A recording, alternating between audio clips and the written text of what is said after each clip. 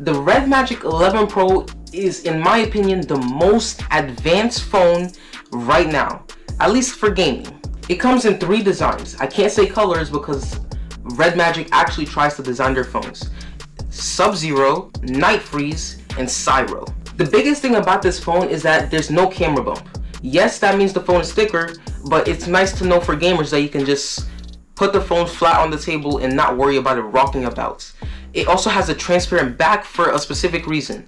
It's the first ever phone to have liquid cooling, active liquid cooling inside the phone. That doesn't leak, that's shockproof, all of those things. It also has RGB on the back, so if you want to customize that, yes you can. Just like all the new phones that are going to ship with Snapdragon chips, the Ultra ones, the Red Magic 11 Pro ships with a Snapdragon 8 Elite Gen 5 chip. It also comes with a Red Core R4 chip and up to 1 TB of UFS 4.1 storage, which is the fastest storage that you'll usually find on a mobile phone. You can get 12, 16, or 24 gigs of LPDDR5T RAM.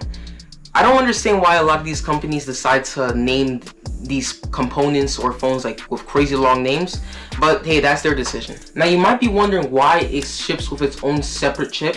That chip is supposed to process the screen. This chip is specifically made for the screen because it's a gaming phone, so you got to make sure the screen quality is amazing. So with this Red Core R4 chip, it achieves a consistent 2K resolution, 144 Hz display with 33% lower latency. Now, as for cooling, because you know you're gaming with it, the GPU and CPU is going to be working a lot. It's going to overheat if it's a normal phone, so it might not even be able to achieve high level graphics for a consistent amount of time.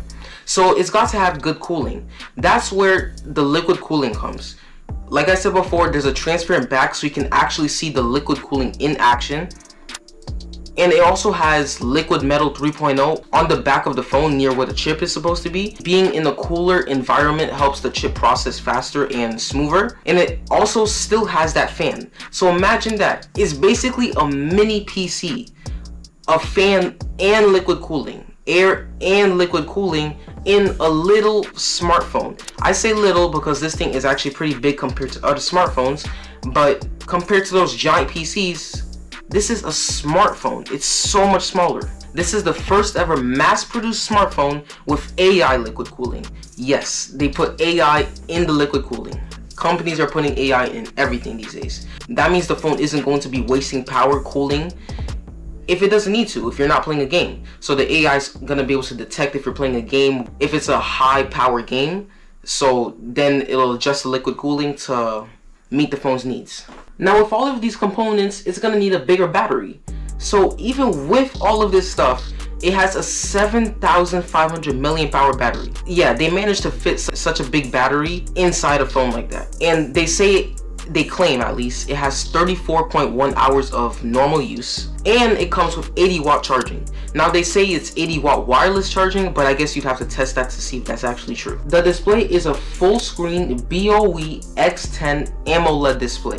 So that's one of the highest resolutions or one of the highest displays you can get on a smartphone today. It's 6.85 inches. Now if you round it like most companies do, it's technically 6.9 inches. It has a 1800 peak brightness, which could be bigger for a gaming phone, but I guess they had to cut down on something if they wanted to fit everything else inside the phone. It also has one of the biggest screen to body ratios, 95.3%.